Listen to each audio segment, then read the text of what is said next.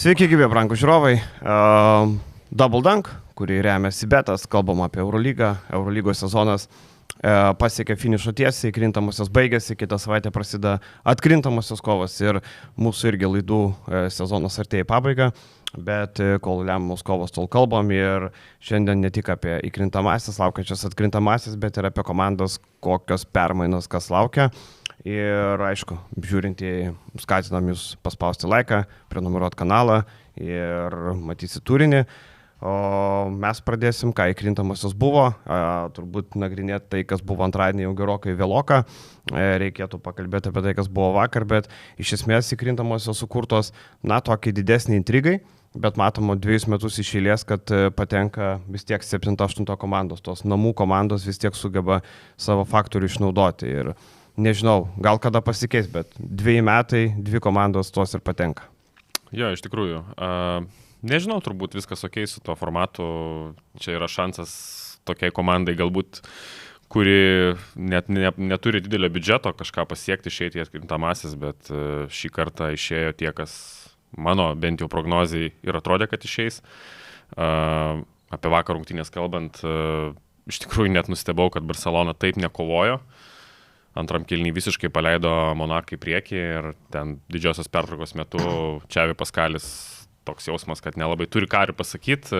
Paklaustas sako, kad turbūt reikėtų pradėti nuo to, kad reikėtų vykdyti rungtynių planą, ko mes visiškai nedarom, žaidžiam visiškai kitaip negu suplanavę. Tai iš esmės Monakas tiesiog užtikrintai pasiėmė ir net nebuvo didelių variantų. Pabaigoje kažkiek Barcelona priartėjo, bet aiškiai Monakas buvo stipresnis. Jo, bandė Čiavis ten ir zoną bandė pastatyti vienu metu, ten buvo ir Zonytė pabandyta, žodžiu, buvo išbandyta viską, ką gali. Ir atrodė, kad tam trečiam kėliny Barcelona grįžta, gera gynyba, 9 taškeliai praleisti, ten aišku Monakas tokių 3 taškų nesusimetė, bet šiaip tada galiausiai 4 kėliny aš jau galvojau, kad kaip tik Monako baterijos pasės, vis dėlto žaidė antradienį. Dabar penktadienis, ta žaidėjo rotacija, dabar papildomas krepšininkas atsirado, Terry Tarpėjus, kuris įėjo gerai. Ir kamuolį perėmė dėjimą, ir 3 taškai metė, tai ta per savo tą trumpą atkarpą tos 5 taškus pelnė, davė impulsą ir galvojo, kad tikrai pasies, bet nieko panašaus. Monakas kaip pirmam kėlinį bėgo, taip ir 4 kėlinį bėgo, tai tas mane kažkiek nustebino.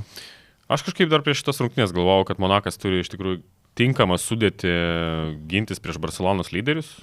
Diallo gali puikiai stabdyti Clyburną, Blossom Game'as tinka gintis prieš Šengeliją ir realiai lieka tik tai sutvarkyti su Panteriu, kuris yra šiaip šitoj sezono atkarpoje labai, sakyčiau, toks neformoj, toks labai nepastovus ir šitos rungtynės irgi lygiai tas pats. 4 kėlinys turėjo keletą metimų, bet jų nepataikė. O jį stabdant Monakas tiesiog dvigubino gynybą ir iš esmės atiduodavo Veselio vidutinius metimus. Tai kai Veselis pataikė vidutinius metimus, tada Barcelona priartėjo, tada kažkokia intriga grįžo. Bet jis tiek pirmam kėlinį, tiek 4 kėlinį nebepataikė ir tiesiog Barcelona neturėjo kitų variantų puolime. O Monakas, kaip žinia, turi daugiau talento, Jamesas gerą mačą žaidė, labai gerai skaitė, Barcelonos gynyba kur dvigubindavo, ten nusimesdavo, kur kažkiek atiduodavo jam erdvės, ten imdavos iniciatyvos. O Kobo netgi, kuris iš tikrųjų šiaip atrodė prastai, bet trumpą gerą atkarpą sužaidė 4 kėlinį, kas buvo svarbu. Tai tiesiog daugiau ginklų turintis Monakas įrodė, kad yra geresnė komanda. Reikia pasakyti, kad Michael Jameso tie perdavimai tokie, kur, ten jau buvo elitinis Michael Jamesas, kokie greitose atakose, ypač ten per 2 žmonės, tarp 2 žmonių perdavimai. Čia parodė savo geriausią veidą. Šiaip Jamesas grįžo po traumos, galima būtų galvoti, kad veteranui gal reikės laiko įsibėgėti ar panašiai, bet jis tik grįžo, iš karto pasiėmė savo pečių komandą ir labai sėkmingai ištempė ne tik į play-iną, bet matom, kad ir į pačias atkrintamasias. Tai bloga žinia Monakui, kad Danielis Taisas ten susimušė nugarą ir Prancūzijos taurės finale nežais. Pažiūrėsime, ar atsigaus į kitų rungtynių antradienį, bet iš esmės vėl Monako tos problemytės dėl Barsos. Aš sakyčiau, kad Panteris nesužaidė, Tornikė ir Clyburnas sužaidė, nieko negali sakyti, bet tos pagalbos kaip nebuvo, taip ir nėra. Tiesiog tie visi pirkti žaidėjai, nei vienas nepateisino vilčių, kur tarkim turėjo būti rolio žaidėjai, Kilsai, Norisai visokie, nei vienas iš jų nieko nedavė. Ir labai jau sunku, Satoranskis vienintelis žaidėjas vakar tragiškai atrodė, žaidė į minusą, iš esmės pagalbos nėra, Juani Markosas ten porą tokių pataikė, metimų, kur pats net čipsojasi po vieną iš jų, ar ne, kur tu daug iš jo negali tikėtis, pabandė Nunėsą vienose rungtynėse, metus nežaidęs žaidėjas turbūt nėra pasiruošę dabar žaisti Eurolygoje, ir tu nuogas esi, nieko nepadarysi. Jo, tai ypatingai Satoranskio situacija irgi pradedi rungtynės su juo ir realiai paskui Čiavis tiesiog nebenaudoja jo, nes Satoranskį tokiuose rungtynėse jis tave varo į minusą, tiesiog nuo jo padeda, jis nepataiko. Išėjo nuo suolo Brizuela žymiai kitą energiją, žymiai kitų agresyvumų ir, sakyčiau, Brizuela ir Markosas, ten ta trumpa atkarpa, tai buvo du žaidėjai tokie, sakyčiau, vieninteliai šviesuliai toje komandai. Jo, ten sužaidė Klaiburnas, su Šengelė sumetė tų taškų, bet tiesiog jautės, kad Monakas juos kontroliuoja, iš esmės daug taškų tokių atsitiktinių sukrito, tokių metimų sudėtingų pataikė, tai man labai šiaip imponavo irgi Monako gynyba, tikrai agresyvumas pakeltas, Strazelis labai gerai dirbo ant to paties Panterio, ta prasme tikrai jautėsi, kad geras pasiruošimas, gerai nusiteikus komanda, tikrai pasiruošus ir tiki savim ir labai pelnytai išėjo į tą ketvirtfinalį. Ir turbūt Zvezdai dvigubai apmaudžiai pamačius tą rezultatą, kad Barcelona nėra tokia gera, kaip atrodė prie Zvezdą, turbūt reiktų taip sakyti. Ir nežinau, ar aš tikiuosi, kad dar prieisim prie tų spėjimų, bet aš tikiuosi, kad Monakas nesugadins ketvirtfinalio serijos, nors aš matau žaidimai vienus vartus realiai prieš Olimpiakosą, bet, sakykime, aš galvoju, kad Zvezda Belgrade galėtų didesnį iššūkį mesti, tą patį Barcelona su Čiaviu galėtų irgi, manau, geriau pasipriešinti, bet gal aš klystu, pažiūrėsiu. Aš kitaip galvoju, Monakas šiaip iki tų visų savo problemų finansinių, tai buvo topinė komanda Eurolygoje, visada buvo ten top 3, top 4, ta prasme. Dabar jinai be trenerio. Kaip žinai, ką reiškia be trenerio? Markošvilis, o ką jam, kokio ten labai ypatingo trenerio reikia? Ar ten Spanulis kažkas super taktiškai geriau ruoždavo tą komandą? Ne. Iš esmė, kad jie turi talentą. Jie tikrai turi daug talento ir grinai, taip žiūrint į pavardės, į tą talentą, tai jie tikrai gali žaisti ir su to pačiu Olimpiakosu 2 kartus žaidė, 2 kartus laimėjo, man atrodo, šį sezoną. Tai nemanau, kad ten bus 3-0. Šiaip aš galvoju, kad ten gali būti tikrai viena pergalė Monakas, gal netgi 2 užkabins, kas ten žino, bet šiaip vieną pergalę iš jų kažkaip vienos pergalės aš tikiuosi, nors taip ta rotacija trumpa ir žinai, čia dar atžaidė tą play-iną, dabar atkrintamosios tą seriją, čia dar tas Prancūzijos finalas taurės, tai reikalų yra iš tikrųjų taip fiziškai, žinai, atlaikyti. Šiaip Barcelona pernelik neišgyvena. Jie aiškiai deklaravo, kad šis sezonas yra nurašytas ir laukia didelės permainos, tai jie kaip ir susitaiko Čiavi, turbūt nemalonu iš 11 sezono pirmą kartą jisai nežais atkrintamosiose, bet gali sakyti, kad atėjo sezono vidury, ne jo komanda ir panašiai, nebuvo pasirašymų, tų pasirašymų nebuvo sąmoningai, taupant tos pinigus tam, kad vasarą galima būtų daugiau padaryti. Ir dabar Barcelona jau bandys turbūt Ispanijoje pasiekti bent jau finalą ir ten su Realu sukovoti, ar kas bebūtų, turbūt tai yra esminis dabar dalykas. Ir tos permainos lauk Čiaviui tą nuryt karčią piliulę, matėm po rungtynių toks nuleidęs galvą, supranti, kad tu jau daugiau nieko negali padaryti. Monakas, žinai, Markošvilis apie jo, nežinau, reputaciją turbūt įtaką labai daug Atėnuose pamačiau, kai ten buvo bardakas ir Kevariusas Keisas bando aiškinti, o Markošvilis su Gladyru ten kažką šone bando galvoti. Nežinau, Monakas tokia turbūt komanda, kurio supranta, kad tai paskutinis šokis. Maikas Džeimsas pasakė, kad išeina. Man patinka, sako, žinot, kažkas galvoja, kad Elvis Preslis gyvas. Sako, tai va čia lygiai tas pats mano kontraktas yra. Tai... Ne, jie tiesiog ateis į tą seriją, be jokio spaudimo, jie tiesiog šoks tą paskutinį šokį, mėgausis krepšiniu kiek įmanoma, todėl aš galvoju, kad tikrai iš psichologinės perspektyvos jiems bus žymiai lengviau negu Olimpiakosui, kuris tikrai turės įrodyti. Tai tikėtina, kad vienas rungtynės gali išsitraukti grinai iš talento pusės. Džeimsas tiesiog gali sužaisti ir namuose, tarkim, ir tu laimėsi. Jo, galima eiti prie tų atkrintamųjų porų. Šiaip mane iškart nuvilė 3 mačai vieną dieną, 3 mačai antradienį, tada 1 trečiadienį, vėl 3 ketvirtadienį ir vos 1 penktadienį. Mes buvom įpratę, kad visai ką būdavo 2 ir 2. Nėra labai paprasta, tada galima gal įsidėlioti, kažkaip pažiūrėti dabar, 20 kem 5 Žalgiris, 21 Olimpiakos, 21 kem 5 Valencija, tai iš esmės 3 rungtynės, kai Žalgirio bus pusė sužaidė, tada pradės Valencija. Nežinau, mačiau, kad sako, kad esmė ta, kad Valencija neva neturėjo arenos trečiadienį. Nežinau, kaip taip gali būti, nes jie po to žais ketvirtadienį. Nežinau, kodėl negalėjo trečiadienį. Penktadienį neturėjo. Gal koks koncas suplanuotas? Penktadienį neturėjo arenos, tai reiškia negali žaisti trečiadienį, ketvirtadienį, tai reiškia antradienis, ketvirtadienis lieka. Tai dėl visko yra kalta Valencija, kaip sakant, bet nieko nepadarysi. Pirmą, seniai nepamenu atveju, kad būdavo 3 mačai vieną dieną ir dabar mes turėsim tik tai tą tokį trečiadienį, penktadienį tik Realų ir HPL dvikovą. Tai kai viskas persikels jau į kitas aikštės, į Kauną, Monaką, Atėnus ir norėjau sakyti Tel Avivą, dėja ne Tel Avivą, o labai mažą miestelį Botevgradą Bulgarijai. Tada matysime. Kaimelį jau galima drąsiai. Kaimelį, 20 tūkstančių. Ten visiškas kaimelis. Šiaip tai yra tiesiog amazing, žinai, kaip pagalvoju, kokiam kitam sporte, gerai, ten, aš nežinau, kokiam ten žolės riedulį gal ar kažkur, bet ta prasme, čia yra krepšinis ir krepšinio Europoje lemiamos rungtynės yra žaidžiamos kažkokiam kaime 20 tūkstančių gyventojų. Tiesiog neįtikėtina. Jo, ir turbūt reikia, mes praeitą savaitę pakalbėjom apie tas poras, turbūt reikia sudėlioti svarbiausius akcentus ir pateikti prognozę, kad nebesikartoti ir viskas. Tai Žalgirį palikim pabaigai, pradėkim 1-8, aišku, Olympiakos Monako. Aš iš karto skau 3-0, mano argumentai paprasti. Olympiakosas turi gerą gynybą, gerą sistemą, didelę rotaciją. Monakas gali antradienį daug padėti ant stalo, ketvirtadienį nežinau, kiek tai bus, Taiso situacija neaiški. Jeigu Taiso nėra, tą nugarą rimčiau, tai tada absoliučiai Olympiakosas po krepšiais neturės ką veikti su Milutinovu, Tyreeku Jonesu, Donta Hallu, ten gali mainyti kaip nori. Tai aš nematau variantų Monakui, sakau 3-0. Aš sakau 3-1, todėl kad aš tikiu, kad vienose rungtynėse gali sužaisti Jamesas ir kiti, sakykime, Monako gynėjai ir tuo puolimu galiausiai vis tiek laimėti, ypatingai namuose. Tai kažkaip ir plus jie nejaus spaudimo. Tai plus dar vienas argumentas, kaip ir minėjau, abiejas rungtynės laimėjo reguliariajame sezone.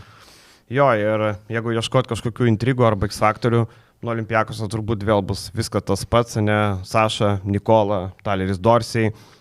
Iš gynėjų Algis yra minėjęs, kad Corey Josephas dabar bent jau atrodo tas, kuris gali padėti atkrintamosiose. Monako, matom tą rotaciją, viskas aišku, žais tie, kurie žaidžia. Nežinau, ar Džernas Blos... O kaip tu manai, Blossom Game'as geriau už Monėkę ar ne? Nes vakarą su vyrukais Vilium ir Tautvydu nesutikau. Blossom Game'as gynyboje geriau, aišku. Bet šiaip kaip žaidėjas, kuris tau geresnis? Blema, labai sunku lyginti, ta prasme, labai priklauso su kuo jis kartu žaidžia. Jeigu jis žaidžia, tarkim, Monakė geriau yra Blossom Game'as negu Monėkė. Jeigu tu paimsi, nežinau, tą pačią Zvezdą, tai gal geriau Monėkė, nes ten trūksta talento, per ką žais, žinai. Tai jeigu ten būtų, pavyzdžiui, Blossom Game'as, tai iš vis tada lieka realiai tik Nora, per kurį tu gali ir Butleris, 2 žaidėjai, per kuriuos tu gali žaisti, ten McIntyre'as dar kažkiek ant savęs pasiema. Tai žiūrint, kaip pažiūrėsi, bet jie labai skirtingi. Aš sakau, vienas labiau gynybą, kitas į puolimą. Ir šiaip šitoj, pavyzdžiui, serijoje bus įdomu pasižiūrėti, kiek tas Blossom Game efektas suveiks, kaip suveikė su Barcelona prieš Vezenkovą. Nes jis manau, kad gali neblogai prieš jį apsiginti. Tai va, įdomu turbūt. Ir jo, tai tokia pora. Toliau Valencija, Panathinaikos. Čia gerokai daugiau intrigos. Valencija pastarąjį kartą labai smagiai nunešė Panathinaikos komandą. Man įdomiausia, kad Nigelas Hayesas Davisas laisvalaikį leidžia skraidydamas po Europą. Bet čia klasika yra, jis visada prieš lemiamas kovas ir Žalgiryje būdamas išskrisdavo. Asit pravedint galvą. Jis net sezono metu, ar ne, toks. Ja. Tai nežinau, man atrodo, pasižiūrėjus jau rungtynę su play-inė su tuo pačiu Monaku, atrodė taip labai blankiai, ten 2 taškeliai tie ar ne, 2 baliukai ir pats nuleidęs galvą po rungtynių ėjo. Man nežinau, gal prieš lemiamas rungtynės gal salė reiktų padirbėti kažkiek, o ne, nes ten, žinai, būna, mačiau graikai rašė, kad jisai turėjo laisvadienį, žodžiu, buvo treniruotė vakare, ne, treniruotė buvo ryte ir kita treniruotė buvo vakare. Tai jisai po tos treniruotės įskrido į Šveicariją, pasivaikščiojo ir grįžo tos pačios dienos vidurdienį ir tada jau treniruotė.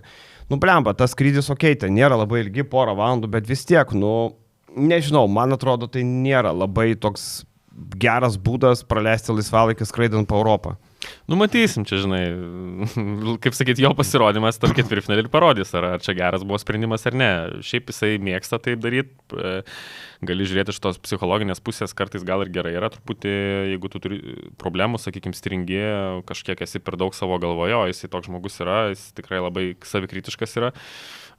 Sveika kartais yra truputį atitrūkti, pamiršti viską, pravedinti galvą ir tada grįžti tą procesą. Tai jolab, kad kaip ir laiko dar yra pasiruošimui rungtynės kitą savaitę, tai ta prasme, manau, kad gal ir nebus čia kažkokių problemų, pasižiūrėsim. Ir šitoj serijoje aš einu su Erginu Otomanu. Neturiu teisės netikėti Erginu Otomanu, kad ir kaip juokinga bebūtų, bet, kaip sakau, mano treniravimo etalonas, juokaujant, Mano argumentai paprasti, gerokai didesnis talentas yra bent jau individualus talentas Panathinaikos pusėje, plus Pavo turi visus ginklus, kaip žaisti prieš Valencijos tą small ballą tokį, nes small ballą tiesiog centrus, kurie meta.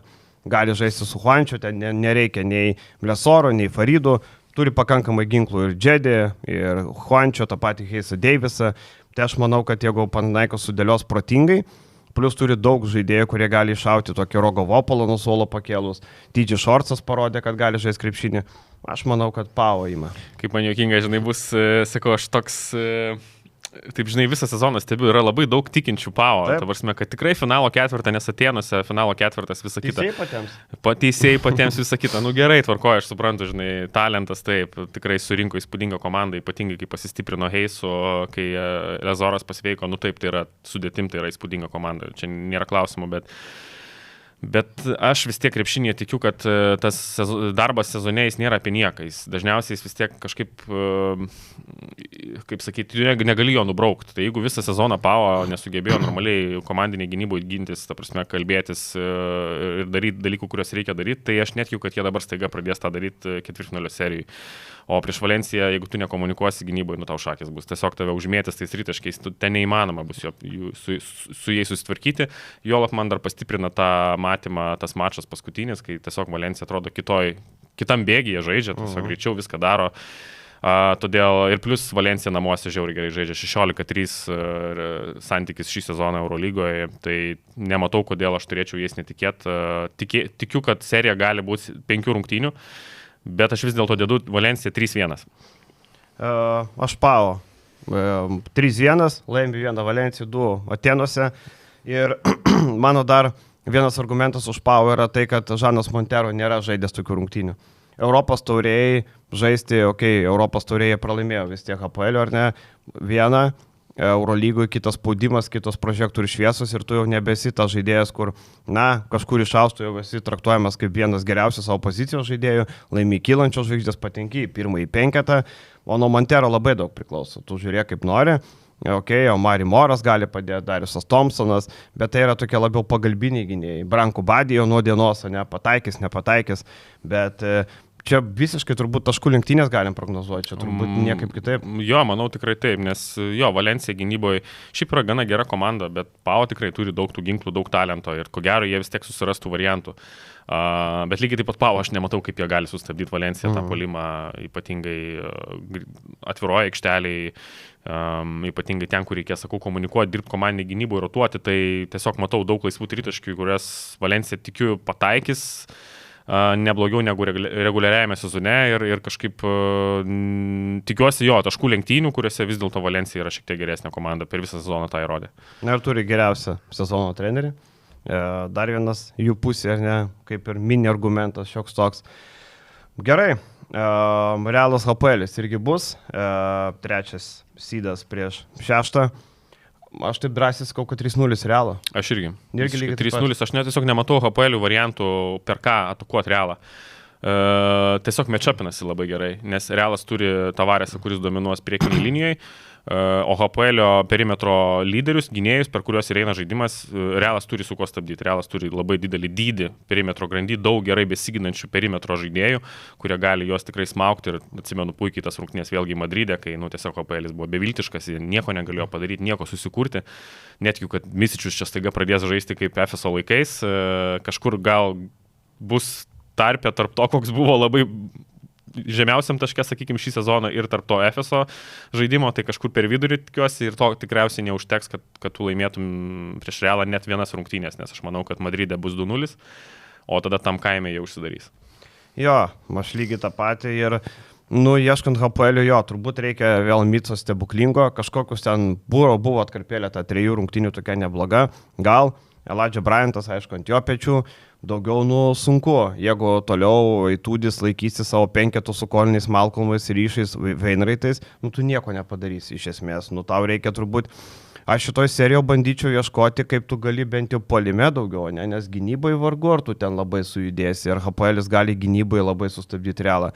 Aš žiūrėčiau į tą pusę, kad gal nereikia labai to iš ir Kolino Malkomo, bent jau abiejų aikštelį vienu metu, gal reikia ieškoti, tarkim, Jonathanas Motley gerokai daugiau puolime iš 4 pozicijos duotų. Aš kažkaip ieškočiau tokio kitokio balanso. Bet šiaip žinai, realiai paėmus, vienintelė viltis yra, kad jiem pavyks užatakuoti Tavaresą. Apsime, susimestos vidutinius metimus. Tai va, Motley tinka. Motley tinka, jo gali bandyti iš 5 pozicijos jį atakuoti pick and popais dar kažkaip, bet ko gero to nedarys, aš spėju, žaisti standartiniam rotacijom ir daugiausiai remsis per gynėjus ir jie tiesiog bandys užmesti tais vidutinio nuotolio metimais arba iš toliau. Bet, žinai, Tavaresas irgi, jis nėra kažkoks tai kuolelis, jisai ten pakils į viršų, patrukdys rankom, nėra paprasta ten tais metimais jį užmest.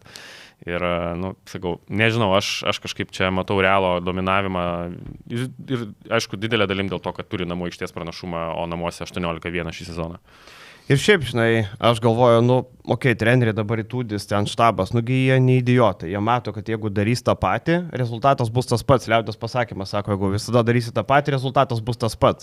Tai man atrodo, kažkas bus. Gal kažką pabandys. Jo, kažką. Bet aš nepervertinčiau įtūdžio, sakykime, taktinių gebėjimų. Bet negalim jo nuvertinti, tai negalim nuvertinti, bet visą sezoną matom, kad HPL tikrai nėra labai gerai taktiškai ruošiama komanda. Iš esmės, važiuojant to paties, stilius tas pats, kiekvienose rungtynėse žaidimas tas pats. Nemanau, kad dabar jie staiga kažkaip kardinaliai kitaip pradėjo žaisti. Jo labiau iš trenerio perspektyvos žiūrint, tu visada labai tada rizikuoji, nes jeigu tu visą sezoną žaidi kažkokiu tai būdu ir dabar tu staiga atkrintamosiom pradėsi bandyti kitaip žaisti, tai tikėtina, kad žaidėjai nepadarys to, ko tu nori. Aš HPL-ui piešiu variantą. Elijah Bryantas uždusina Kampacą net kartą, puolime atakuoja Lylesą ir Tavaresą. Hezonė bloga diena. Su kuo Lylesą jiem atakuoti? Jie nelabai turi variantų. Jie nelabai turi tokio ryškaus 4 numerio. Taip, nebent Kessleris, Edwardsas, gal jisai gali. Kažin, ar ketvirtfinalio serijoje Kessleris, tai žinai, iššaus ir dominuoja, žinai, prieš Realą. Tas pats, žinai, Motley turi tapti raktiniu žaidėju. Ir 4 ir 5. Bet turi traukti šitą kozį. Būtų turėję Kaboklo. Būtų gal kitas reikalas. Taip, tu gali su Kaboklo atakuoti Tavaresą kažkiek, tai bet vėl tu neprimes Kaboklo 5-3 taškų. Ne, tai, žinai, buvo rungtynių, gal vienose, žinai, serijoje užkabink vieną Madride, tu jau į Botevgradą važiuoji, jau toks gali, kad tu gali, žinai, gal ten, žinai. Tai aš tik tai tokį piešiu idealų variantą, bet čia mes abu sakome. Bet kadangi mes prognozuojam, sakykime, tas pats irgi prieisim prie Žalgirio, irgi čia dabar visi irgi, ne aš pirmas, ne aš paskutinis pasakysiu, kad mes kalbam ne apie favoritą, o apie tai, kas laimė seriją. Čia yra prognozė, kaip man atrodo. Tai mano prognozė šitoje vietoje 3-0. Jo, mano irgi. Aš tiesiog bandau ieškoti, kur gali būti kažkokių dalykų, žinai, nes Žalgiris prieš Fenerbahčę mes abu TV3 žinių reportažą atsidūrėm apie tą patį ir nieko naujo čia turbūt nepridėsim. Nežinau, kokie pagrindiniai. Man baisiausia turbūt, ar Mosesas Raitas turės normalią seriją, ar jam vėl prieš Fenerį seksis sunkiai. Kiek Nikolo Melį pakeis tą eigą visko, ko nebuvo jo pastarajame mače su Žalgiriu, koks bus tritaškių pataikymas Žalgirio, ir ar Francisko sugebės būti ne tik taškingas, bet ir naudingas, sakant. Nes taškų jis gali primesti, bet jeigu ten bus iš 15 metimų 5, tai tos naudos bus sausau. Jo, faktas, labai svarbu, kaip Francisko prisitaikys prie tos atmosferos, jam tai yra pirmas ketvirtfinalis, prie to spaudimo, prie to teisėjimo, gal kažkiek tokio, kuris daugiau leis kontakto gynybai. Čia bus labai svarbu, jo sprendimai, jo reakcija, ar jisai nepraras to šalto proto, čia bus žiauriai kertinis dalykas, bet kažkaip aš galvoju, kad jis vis dėlto susitvarkys. Vis tiek tai yra geriausias žaidėjas šitoj serijoje, kaip bežiūrėsi. Žalgiris tokį žmogų turi. Žalgiris statistiškai geriau žaidžia pabaigas, 4 kėlinius ir pratęsimus negu Fenerbahčė, nepaisant to, kad Fenerbahčė toje 9 pergalių serijoje, man atrodo, 6 ar 7 laimėjo 3-4 taškais, ten buvo visiškai viskas artima, ten buvo per kelis taškus. Aš čia savo substekę rytoj išleisiu tekstą, kur ten surašiau visą tą seką tų pergalių ir kokiais skirtumais, tai pamatysit, kad ten tikrai yra viskas labai trapu toj pergalių serijoje ir aš manau, kad šitoj serijoje viskas dėliosis taip. 1-1 Stambulė, tada Žalgiris turės tikėjimą, kad užsidarys Kaune, bet aš prognozuoju, kad sužais vis dėlto Fenerbahčė patirtis ir jie išsitrauks vienas rungtynės Kaune ir tada viskas spręsis 5 rungtynėse ir ten vis dėlto Žalgiris turės žymiai mažiau spaudimo negu Fenerbahčė ir ten turės geriausią serijos gynėją, geriausią, sakykime, sprendėją Francisko, kas ir nulems serijos baigti. Tai 3-2 tą patį, Žalgiris. kaip ir aš sakiau, jo, 3-2 irgi. Vakar Fenerbahče žaidė rungtynės Turkijos lygoje. Jas laimėjo sunkiai prieš Manisos komandą. Kriso Silvos nėra, neaišku, kas jam yra. Ir dar 2 žaidėjai patyrė traumos, tai Mikaelis Jantoninas ir Onuralpas Bitimas. Turbūt žiūrint paprastai skirtingai svarbus. Onuralpas gynybinis žaidėjas, Mikaelis Jantonas yra vienas iš nedaugelio 4 numerių likusių, kuris gali išplėsti aikštę. Tai nėra raktiniai žaidėjai, bet jeigu jų nebus, šioks toks pliusas jau Žalgiriui. Faktas, jo, žinai, ta rotacija vis tiek trumpėja. Ilgoje serijoje yra sudėtinga išvažiuoti su tokia priekinė linija. Taip, Fenerbahče, reikalas tas, kad Fenerbahče, aišku, tas priekis, sakykime, gynyboje jie dažniausiai ginasi perimetre. Bet vis tiek, sakykime, Žalgiris gali žaisti situacijas ir derinius taip, kad tu neinicijuotum susikeitimų ir jeigu ten, sakykime, Fenerbahče 4 pozicijoje žaidžia Kolsonas, tai tu galėjai tiesiai atakuoti su Tubeliu tą Kolsoną ir jis tikrai turės problemų ir jį tikrai Tubelį reikės dvigubinti ir tada iš to gali gautis puolimas. Ir čia, sakyčiau, Žalgirio persvara ta, kad tą susikeitimą ginamaisiais, nes abi komandos faktas tą ir darys, Žalgiris tiesiog turi daugiau variantų, kaip atakuoti. Aš dabar tokį primečiau scenarijų, kuris nėra nerealus, ne, Feneris gali žaisti 5 su Baldvinu, Takeriu ir Biberovičium, tarkim, tie 3. Tai, manau, daug laiko, jo, mėgsta žaisti. Tada 4 pozicija gali būti Kolsonas, ne, ir Mėly 5. Ne, čia turbūt toks būtų jau smogiamasis. Žalgiriui gynybai prieš tokį 5, blemba, aš nežinau, kaip čia su Gedraičiu turbūt žais vienu metu ir dar Butkevičium ir dar ten Gosas, gali būti riesta. Aš tai manau, su Gedraičiu ir Butkevičium vienu metu nežais, jau tada jie aukos, tiesiog Gosas žais su Butkevičium, Butkevičius bus ant Hortono Takerio, Gosas ginsis prieš Baldviną. Tada tu, aišku, irgi norėsi žemesnių 5 žaisti su Tubeliu, gal 5 pozicijoje, kad galėtum dar geriau, sakykime, visur sulakstyti, susikeist. Ir tada vis tiek tu turi Francisko šitoje vietoje, kuris, mano akim geresnis yra sprendėjas negu kad Baldvinas ar Hortonas Takeris. Čia sakau, labai priklausys nuo Francisko. Jeigu Francisko žais prastą seriją, tai mes tada čia, mūsų ta prognozija bus šiukšliadėžė, kaip sakant. Tada gali viskas baigtis iš vis, net ir 3-0 Fenerbahče gali baigtis, jeigu Francisko labai blogai žais. Čia tiesiog yra kertinis žaidėjas šitoj serijai. Jo, ir, žinai, dar vienas faktorius, ko mes taip nepaminėjom, bet, Francisko pirmą kartą žais prie tokių prožektorių, ne, ten Mausesas Raitas buvo su Olimpiakose, bet jis buvo 3 centras, jisai galėjo sėdėti ant suolelio ir jo kelius laidyti. Jisai turėjo pirmam sezonė su Olimpiakose, ketvirtfinalėje su Barsa, jisai žaidė minutės ten. Kažkiek ten turėjo žaidė, rolės, ten buvo atsarginis centras realiai. Jo, tai jis kažkiek turėjo, bet daugiau tie, Gosas irgi yra žaidęs, daugiausiai patirties, tas Kiti žaidėjai, sakau, Francisko pirmą kartą, kaip apie Montero šnekam, Montero labai jaunas, Francisko nėra toks jaunas, bet vis tiek pirmą kartą. Ir atkrintamosiose turbūt tie teisėjai leidžia labiau lūptis, o čia jau labiau turbūt palanku yra Fenerbahče komanda, kaip bežiūrėsi, ne? Turbūt. Jo, čia, žinai, yra, sakau, klausimas tikrai, kaip jisai tą visą situaciją priims ir ar sugebės normaliai reaguoti. Aišku, dar labai svarbu, jeigu, sakykime, ten Gosas arba pats Francisko, sakykime, turi prastą atkarpą, labai svarbu, kaip Modolo atrodys irgi. Nors Modolo, žinom, turi tos patirties neatkrintamųjų, bet šiaip bendrai, žinai, patyrė žaidėjas Vokietijos rinktinėje ir visa kita. Tai... Taip, čia yra svarbus momentas, bet kažkaip aš tikiu Francisko, aš galvoju, kad jisai nesubirės šitoj serijoje ir Žalgiris išeis nugalėtojai. Jo, ir Žalgiris labai rimtai žiūri, tarkim, dabar pasakė, kad jokių interviu prieš rungtynės nebus, bus pasikalbinimas trenerio pirmadienį, gali atvesti žaidėją, bet jau esantiems Stambule žurnalistam jokių individualių pokalbių, jokių viešbutį, arenoj, kur bebūtų, žodžiu, iki antradienio po rungtynių tada galės kalbėti, ne Rūbinė, kaip priklauso, žodžiu, Žalgiris labai išlaiko tą tokią koncentraciją, kad, neblaškytų tų žaidėjų. Aš pamenu, kitaip buvo, kai Žalgiris žaidė Maksvyčio treniruojamas prieš Šaro Barsą Barcelonai, pats buvau ir tada galima buvo pakalbėti su vienu, su kitu nebuvo tokio didelio draudimo, nors irgi ketvirtfinalio serija, bla bla bla. Ir, matom, kad tokia yra sugalvota tokia rimtis didelė. Tai čia tas irgi tokia detalė. Aišku, ta serija Žalgirio su Barcelona ten buvo turbūt mažiau tikėjimo, kad pavyks laimėti tą seriją, bet vis tiek, toks požiūris šiaip aš palaikau, man patinka, tu užsidarai, nuo visko izoliuoji save ir ruošiesi atsakyti Jasikevičiaus kažkokius taktinius sprendimus, kur aš sakyčiau, vienas iš tokių underrated ir vienas iš svarbiausių pranašumų, kurios turi Žalgiris, tai yra Tomas Masiulis.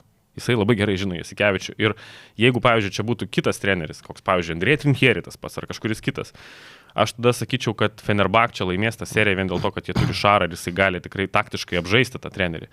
Apžaist Masiulį, kuris žino kiekvieną tavo sumanimą, kuris per tiek metų gerai žino, ką tu kokioje situacijoje darysi. Nu, čia sudėtinga užduotis, tai aš manau, kad būtent tai, kad Žalgiris turi Masiulį, čia gali būti didžiulis pranašumas. O dabar galvoju, o nebuvo, nu jo, turbūt, tarkim, atsiminkim Želiko, kai laimėjo prieš seriją prieš Šarą. Nu, Fenerio treniruojamas Želiko buvo laimėjęs prieš Šarą, irgi turbūt labai gerai žinojo tuos dalykus, ne veltui, ar ne? Dabar galvoju, kas čia dar. Daugiau jo, Paskualis, atsimenu, prieš Šarą gerai kapojas, bet ten, nu, kaip ir negali žinoti visko. Jo, čia žinai, nu, čia vėl priklauso nuo aplinkybių, kokios komandos, visą kitą. Fenerbahče paėmus, jeigu, pavyzdžiui, Fenerbahče dabar įdėtum kitą trenerį, nu, netrodo tokia grėsminga kaip dabar, ne? Šaras vis tiek yra turbūt vienas iš didžiausių jų privalumų. Ir Žalgiris, nu, vis dėlto reikia pripažinti su Masiuliu, turi čia kozerį ta prasme, kad Masiulis tikrai gali numanyti, ką Šaras kokioje situacijoje darys. Ir reguliariame sezone abiejose rungtynėse Šaras taktiškai nieko nenustebino Žalgiriui. Iš esmės viskam buvo pasiruošęs Žalgiris. Tai čia, manau, yra svarbus argumentas.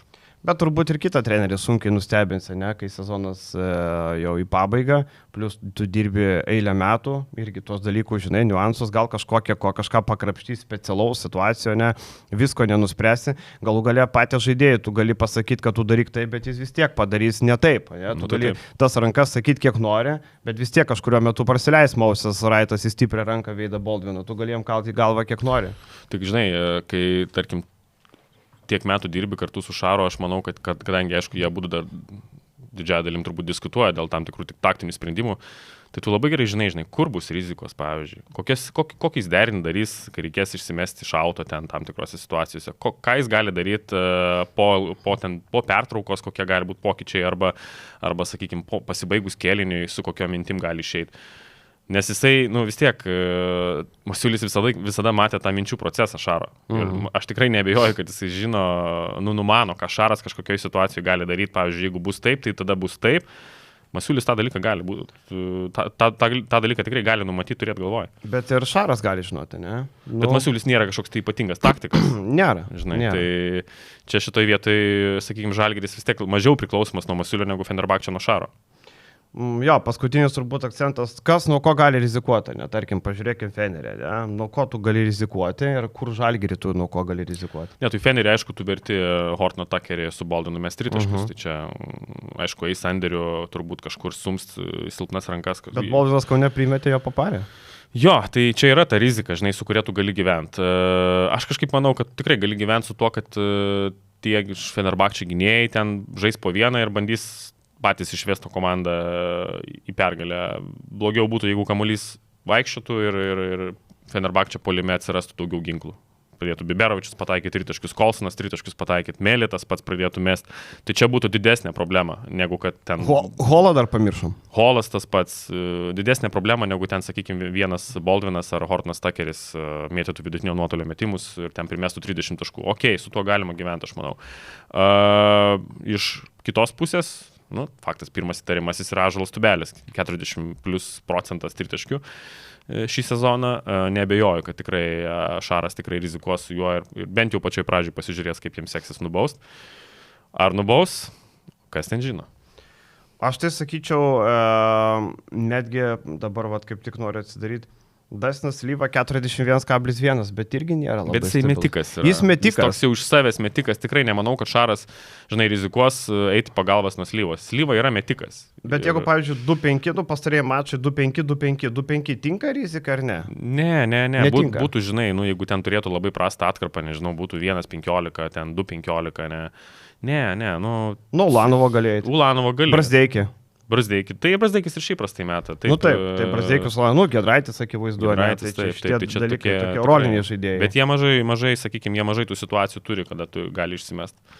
Jo, ir dar vienas Arnas Butkevičius geriausias metikas, bet tu gali jį priversti mesti ne taip patogiai, ne, pavyzdžiui, vieną driblingiuką padarytą, ne, kažkokį sumušt kamuoliuką, tarkim, kai Rytas žaidė su Žalgiriu, jisai matei kokio ir bolų prileido. Ne, tai aš mačiau, tai žiūrėk, bet tai aš net nebijoju, kad scouting reportuose visų Eurolygos komandų prieš Butkevičių force him drive, nes jisai tikrai iš tos potapo, iš to taško, iš kampų, nu, yra deadly visiškai, jis pataiko tos tritaškius visą sezoną ir, žinai, oi, tikrai, žinai, dabar irgi kalbam, kad tas tritaškių procentas kris, tai nes Butkevičius nemes tritaškių 50% taiklumu.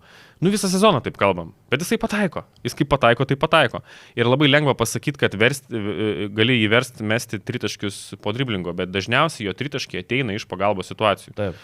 Tu giniesi ant Francisko, dvigubinį, kažkas turi pasislinkti iš kampo, padėti po krepšiu. Ir ten kampe laukia Butkevičius. Jeigu kamuolys gerai suvaikščios, tai tas, kuris nuėjo į pagalbą, jis nespės tiesiog uždengto metimo. Čia apie tai ir yra jo tie taiklus metimai. Jo, tai netiek daug tų rizikų. Netiek daug. Sirvydis dar yra. Nežais. Tai nežais. Nežais Sirvydis. Nežais Sirvydis dėja. Nu ir dar vienas ginklas Fenerbahčė, kai Birutis bus aikštelėje. Čia turbūt yra akivaizdžiausias dalykas, kai Birutis aikšteliai, tu turi labai daug variantų, iš karto du gynėjai tavo ball handleriai ir iš karto įtraukinėjai į visas situacijas kiek įmanoma turbūt. Ir tas Biručio minutės, gali būti minimalios, klausimas ar iš vis jos gali būti, ar įmanoma su 3 aukštūgis įsivers, gal Ulę pastumti į 4. Manau, kad taip ir bus, realiau, kad Ulė į 4, negu kad Birutis žais minutės, todėl kad taip, čia yra tada tai, ko nori iš esmės Baldvinas ypatingai, ne? Mesti vidutinį savo, tai tada tau yra ta fleto gynyba, tada tau yra problematiška, nes tu sakykime, žinai, ir jeigu dar bent jau, nebent jisai sužais labai gerą atkarpą puolime, kai rinks kamuolis puolime, jeigu tu, sakykime, čia turėtum kažkokią persvarą prieš Fenerbahčę išsikeitimus ir ten, sakykime, apačioje Birutis, žinai, dominuoja po lenta, tada tvarkoja. Bet, kažin ar tai bus, tai tikėtina, kad Masiulis pabandys, pasižiūrės, jeigu bus prasta atkarpa, tada tikėtina jo, pabaigs seriją labiau jau su tuo tokiu small ball. Vraitas, o Tubelis 5 pozicijoje daugiau ir Ulanovas 4. Tai va, ir juolap Ulanovas toj 4 tinka, jeigu ten Bonzi Kolsonas yra, tai prieš tą patį Jantoniną tinka. Taip. Tai reiškia labai gerai. Gal žiūrėk ir užpaustintų, kaip kaip paustino Ryto centrus. Tai va, kaip Masiulio gyti galėtų užpaustinti, nes realiai, Krisas Silva, jeigu Silva 4 būtų, Ulanovas netinka, bet jeigu Jantonas Bonzi, labai gerai tinka. Tai reiškia Žalgiriui gali būti nauda, ne, kad gali būti, nes Birutis jo, tai netgi, Baldvinas tas pats Dekolo vidutinius gali durti labai gerai, tai ten jau yra Holas. Aš turiu tokį įtarimą, kad šita serija taktiškai nebus baisiai įdomi. Ta prasme, kad bus tiesiog labai daug spičolo ir kuriuos paims per tą spičolą. Žinai, ir ten taktiškai tas krepšinis yra šiaip paprastas, tiesiog 1-1, kas geriau ką pritrauks, mes priims sprendimą. Tai gali būti, kad viskas bus gan taip moderniai, žinai, nebus ten kažkokių super ypatingų taktinių sprendimų ėjimų, žinai, viskas bus taip. Ir vėlgi šitoj kovoj Žalgiris turi, manau, pranašumą, jis turi geriausią sprendėją serijai. Jo, tai Šaras Eurolygą laimėjęs Vičolų. Tai nieko naujo, kaip sakant, viskas tas pats. Jo, tai čia sudėliojom viską, paskelbė 5 geriausių žaidėjų, ten, kad treneriai mes sakėm, geriausiai besiginant irgi, kylantis žvaigždė. Na ir tie 5, tai pirmam 5 Ladžia Bryantas, Francisko, Milutinovas, Montero minėtas ir Saša Vezenkovas. Nieko netikėtų. Viską mes lygiai tą patį sudėliojom, kaip ir mes sakėm, kad 4 iš 5 naudingiausių žaidėjų ir pridėjo Montero dėl... Vietoj Jameso, jo. Ne, vietoj Jameso. Nu ir tada antras 5 jau šiek tiek daugiau sukėlė tų tokių aistrų, nes ten nebuvo to paties Maiko Jameso. Ten matėm Baldviną, Tuckerį, Dorsey, Kendricką Naną ir Valterį Tavaresą. Nežinau, ar, Nanas šiek tiek aukščiau už Jamesą, bet žiūrint visą sezono žaidimą, Jamesas, yra praleidęs rungtynę, bet ir Nanas, aš sakyčiau, kad Jamesas labiau vertas. Aš irgi sutinku, juolab tai yra 5 naudingiausias žaidėjas sezone, Pau nieko neaukščiau nei Monakas, žinai, nėra kažkaip pirma komanda ar antra. Nesupratau tikrai, kodėl Jameso nepasirinko, suprantu, tas sezonas banguotas, bet, klausyk, vis tiek, kai bežiūrėsi, 5 naudingiausias žaidėjas, tu turi įtraukti bent į antrą 5. Tai va, tas, nežinau, ar MVP paskelbs, tai prastai būna apie 1 valandą skelbiami dalykai, gal šeštadienį nedirba Eurolygos ofisas, tai paliks pirmadienį tą MVP jau pačiai pabaigai. Jo, tai šituos sudėliojom, dabar sakėm, pasižiūrėsim į komandos, kurios baigė sezoną, nes iki to laiko, kol ateis kitas sezonas, bus nemažai pasikeitimų. Va dabar jau šiandien yra naujausia, kad Dariusas Thompsonas turėtų Milaną keliauti. Milanui jisai praverstų kaip vietinis žaidėjas, nes turi itališką pasą, žaidė Italijos rinktiniai. Tai turbūt labai logiškas, ten yra kalbu apie Niko Menino išvykimą, tai kaip ir viskas gerai, daugiau kokybės, bet galima tai pažiūrėti stepas po stepo. Vilerbano Svelį mes jau buvom išspyrę iš Eurolygos, jau už durys uždarėm, bet Vilerbano Svelis vis dar to beldžiasi į tą Eurolygą. Nežinau, sako, kad nelabai turi kito varianto Eurolyga, jeigu pasirašo sutartį Svelis, nes jis kaip ir turi tą sutartį ant stalo, tai jie turi žaisti. Bet Svelis turi gyvendinti tuos planus finansinius. Tai turbūt esminis dalykas, ar Svelis sugebės tas grindis atitikti atlyginimo. Nes matėm, kad jie sugebėjo, įdomu tai, kad jie turėjo primokėti milijoną, išdalinti milijoną žaidėjam. Tai visi žaidėjai, aš paskaičiavau, kad ten gaunasi vos ne po 100 000 papildomą pinigo gauna. Tai kai kuriems žaidėjams tai padvigubino kontraktus, kai kuriems 100 000 papildomų, tai yra labai nemaži pinigai. Už ką čia tą milijoną dalino? Dėl to, kad jie grindų nepasiekė. Tu turi grindis pasiekti, tai vadinasi tas milijonas, kuris nedamokėtas buvo, turi būti padalintas dabartiniams žaidėjams. Supratau. Tai vietoj to, kad nes ten jiem dar pasisekė, kad Nando De Colo buvo sezono pradžioje šitas skaičiuojamas, nes be Nando De Colo tai būtų grindis dar žemesnis.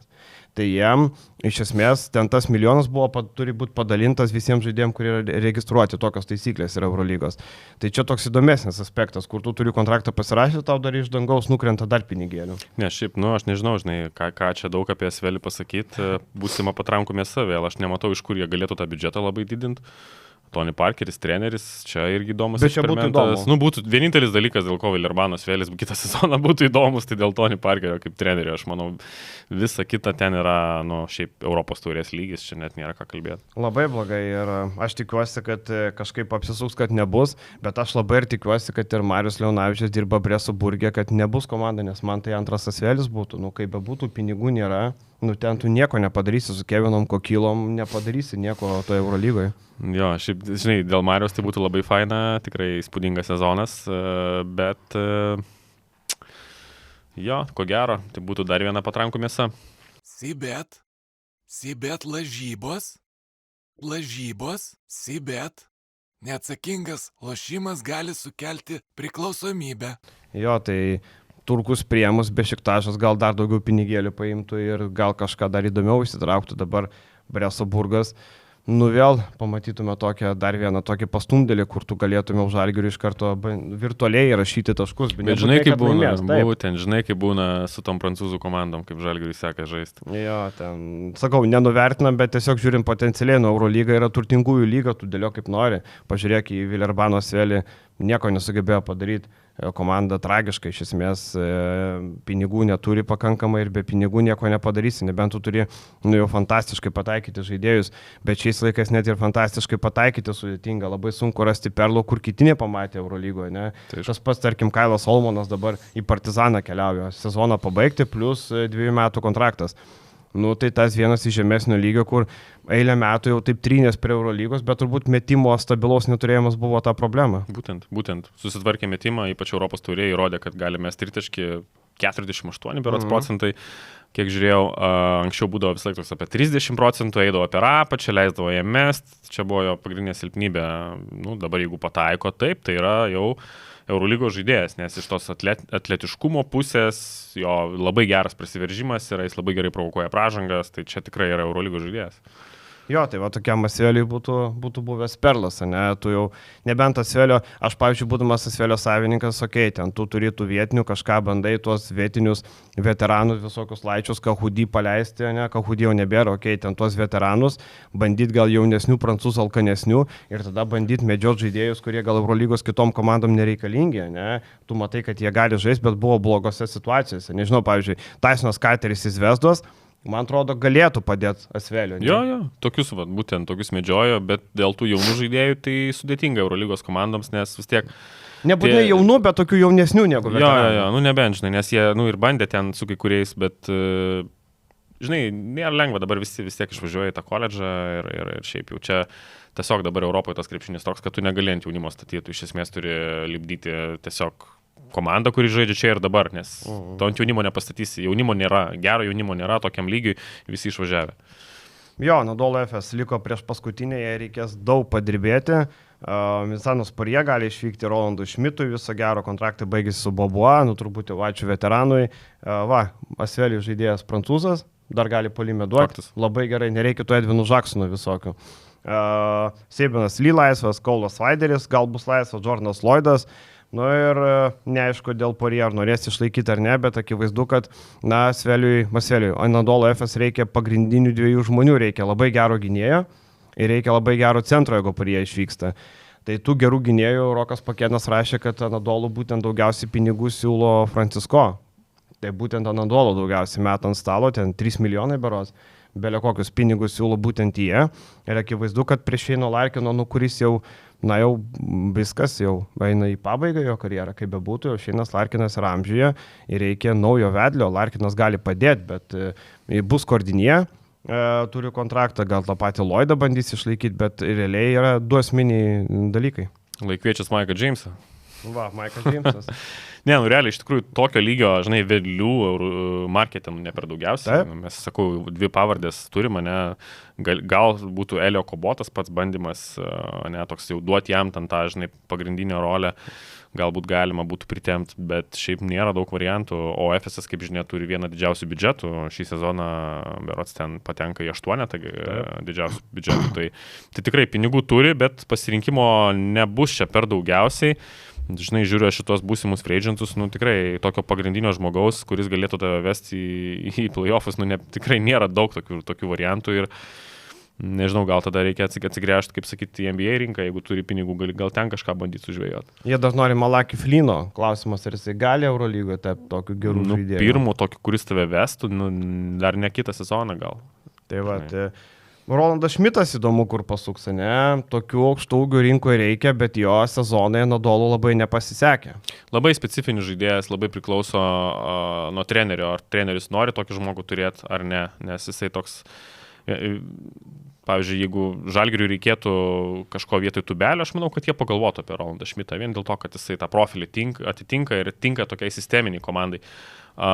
Bet kiek tokių komandų kaip Žalgiris yra, žinai, tai čia, nežinau, manau, kad jisai Eurolygos žaidėjas, bet jam labai reikia situacijos. Aš manau, kad Rolandas Šmitas gali į Baskonę patraukti. Turi Ispanijoje vietinio žaidėjo statusą. Manau, kad gali būti vienas. Gal vien dėl statuso, bet stilium nežinau, ar jis labai tinka Baskonijai. Tai va, toliau kaip tik ta pati Baskonija, kuri... Plus Baskonija, jeigu jie išlaiko Murui, turi Sedekerskį, tai jiems kaip ir nereikia. Kaip ir nereikia. Nebent centrų mato tokį metantį. Žinai, kaip kažkada Kostelo buvo. Nebent. Tai va. Ta pati Baskonija, vėl yra donorė, vėl bus daug pasikeitimų, kaip ir kiekvieną sezoną. Trentas Forestas jau keliauja pas Šarą. Jokinga buvo, kaip Galbijatį sako, klausė Forestų, sakė, nepasirašiau su nieko. Shit, kapitonė. Galbijatį, tai aišku, kad jis tau sakė, kad nepasirašė. Tu pirmą kartą krepšinį, pirmi metai krepšinį. Man tai žiauriai jokinga, kai treneris bando čia, tai jis pasakė, kad nepasirašė. Tai taip, seniai, taip, tai aišku, nes jis dar žaidžia tavo sezoną, palauk, baigsi sezonas, pamatysi. Tai akivaizdu, Timotėlo Vavuka Baro turbūt vienas įdomiausių laisvųjų agentų. Absoliučiai, ir čia ta žaidėjas, kur irgi pagalvojau apie Efesą, kur tarkim, jeigu tu nori lipdyti tokią ateities komandą, kuri dėl kažko kovotų, tai kodėl nepastačius ant Kabaro? Ta prasme, kaip taškų rinkėjas jis labai geras, tu turi Larkiną tą patį, galbūt tada truputį kitaip dėlioja viską, bet turėti gerą 3 numerį taškų rinkėją irgi šiaip yra geras turbūt sprendimas, tai jolab, kad, sakau, Efesas yra viena iš tų kelių komandų, kurios tikrai gali pretenduoti Kabaro. Ir labai mėgsta prancūzus Efesas, tai čia dar vienas aspektas, bet Kabaro jo, geras žaidėjas, toliau, kaip ir sakėm, Forestas išvažiavo, tas pats Mamadi Diakite, turi kontraktą, gali išpirkti jį, ir ten irgi turbūt įdomus variantas, ir Ispanų komandos žiūri jį. Tai vėl Baskonija tokia, tą, ką surinko, viską reikės išbarstyti. Bet man įdomiausias klausimas, ar Gytis lieka, ar nelabai? Jo, čia geras klausimas, nes taip pažiūrėjus skirnai statistiką Eurolygoje, tai sakyčiau, turbūt neliks. Aš irgi taip manau. Bet ACB skaičiai žymiai geresni. Tai... Nebent kaip pagalbinė, ne? Kaip pagalbinė, manau, žinai, jolab, kad jo charakterio savybės, jo tas darbštumas, jo tas galop tas pasas, manau, ir nėra brangų žaidėjas jų standartais. Tai, žinai, toks labai 50-50, bet aš vis dėlto jaučiu, kad ko gero pasiliks jį. Vis dėlto. Kažkaip pradėjau galvoti, kad ko gero jį pasiliks. Nes taip žiūrint, Radzevičius pakeitė Hamidų Diallo, akivaizdu, kad puolime visai kitas potencialas. Čia turbūt buvo toks avarinis įėjimas. išvažiuoja Luvovo Kaboro, tai tarsi tu gali Radzevičių pasilikti tokį pagalbinį ir vietoj Luvovo jų imti tokį, kuris tau taškus rinkti. Turbūt gali būti tame aspektas. Tai... Lietuvis jau mėgsta, žinom, pasitikė, duoda Baskonė iš tų organizacijų, kurios paprastai, jeigu jau pasirašo, tai duoda tų šansų, duoda kelis metus žmogui. Tai manau, kad gal ir pasiliks. Jo, ir toliau seka Bolonija, kuri man labiausiai įdomiausia, kad Alessandro Pajola ten domina nemažai Eurolygos komandų. Man tai visiškai skeminis žaidėjas. Čia vienas iš tų, kur visi, oi, Pajola, wow, koks žaidėjas. Aš čia visą sezoną girdėjau, ypatingai sezono pradžioje, kur čia, wow, koks čia genialus žaidėjas. Man čia vienas tų žaidėjų, kurie žiauriai overrated. Čia kaip su kokiu Smailagičium, ar dar yra turbūt galima būtų prigalvoti tokių pavardžių, kur tas pats Darius Thompsonas, pavyzdžiui, kur irgi ten kosminis čia žaidėjas, topinis, nu ne topinis, neturi gero metimo, ta prasme, netopinis jisai ten žaidėjas. Tas pats ir Pajola, nu taip, tam tikroji situacijai gal ir tinka, bet daryti iš jo kažkokį tai wow žaidėją, nu nereikėtų. Ir jo, ten buvo, kad komandos čia žiūri labai rimtai, kaip gynybinį specialistą nuo suolo. Nu, negali nesutikti, gynyba jisai neblogas, ne? Ir ten rolės žaidėjui. Tarkim, toks Dovis Giedraitis, palyginkime, nes, sakykime, galėtų būti toks žaidėjas. Šiaip labai panašus iš tikrųjų, jo, gal, net sakyčiau, gal truputį geresnis organizatorius, toks kamulio įvedėjas kažkur, bet jo, labai panašus profilis. Bet žinai, ar Dovis Giedraitis Eurolygoje būtų kažkoks tai aš sakau, tai man dėl to taip gana keistai skamba. Kol nebus parašo, tol nepatikėsiu, kad Pajola išvažiuos į užsienį. Tiesiog, nu, kiek mes turim tų italų gerų žaidžiančių, Nikolo Melinę, turim Fantekijo ir baigėsi mūsų tas sąrašas, ne? Dariusą Thompsoną turim netikrą italą, kuris tik pasą turi, tai, bet tik tai dėl to, žinai. Carsonas Edwardsas laisvas, ar gali sudominti kažką įdomesnio? Manau, Carsonas Edwardsas yra vienas iš tų variantų, kokie gal tiktų Realui, pagal jo profilį. Kaip tas taškų rinkėjas nuo suolo, ne? Tai kaip ir pagrindinis per jį gali, žinai, žaisti, arba nuo suolo kaip šeštas žaidėjas. Bet ir Morganas galėtų tikti, ne? Blema, Morganas jisai truputį toks yra ne tiek išreikštas į taškų rinkimą. Aš manau, Realui reikia grinai taškų rinkėjo. Gal ne tokio, žinai, nuo suolo, kuris ateina ir gali atkarpas tą užmest. Morganas jis toks labiau universalesnis. Aš manau, Morganas gal net Žalgiriui labiau tinkamas, ta prasme, kad jis tau gali ir sukurti kažką, manau, tinkamai išnaudojus, įstačius į sistemą, jisai galėtų būti ir tas kažkiek, bet nebūtų tiek ryškus taškų rinkėjas kaip Edwardsas. Bet tie du gynėjai, nežinau, ar turi šansų jos įsaugoti virtusą, turbūt, kad, aš sakyčiau, vieną gali, nes jie tam Edwardsui šiaip ten virš milijonų sumokėjo, jeigu duotų Morganui virš milijonų, aš manau, jis gali tada likti. Konkuruotų, bet Edwardso dabar kaina kokia bus 2,5, manau. Sakai netgi tiek? Oho, tai va, tai...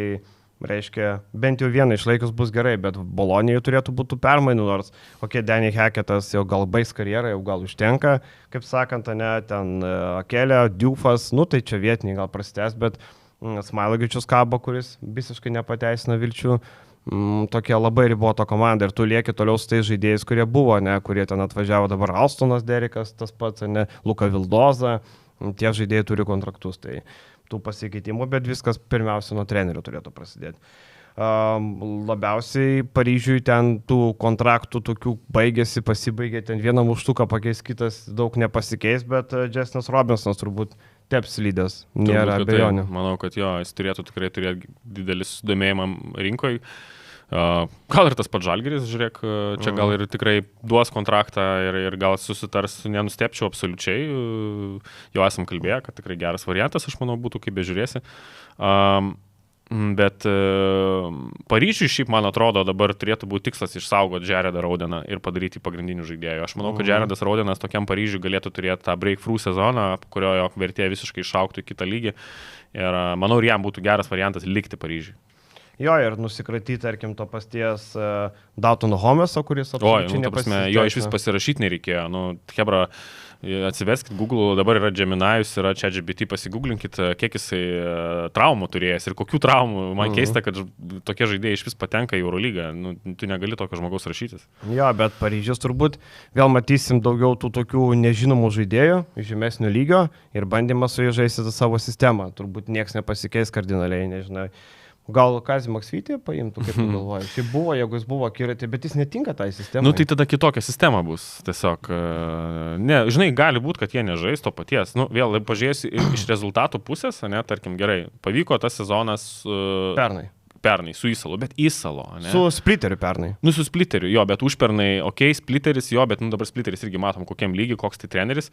Tai dabar tu 3 metus varai tą sistemą, ir žiūri, kad realiai labai priklauso nuo trenerio. Jeigu tu nerasi rinkoje to žmogaus, kuris galėtų tas idėjas implementuoti, kaip sakyt, tai gal tada verta sukti kitą kryptim, gal nebūtina laikytis jau būtinai ant to moneybolo, kaip kokį jį ten žaidžia, žinai, tiesiog kažkokį tai paprastesnį, logiškesnį krepšinį žaisti.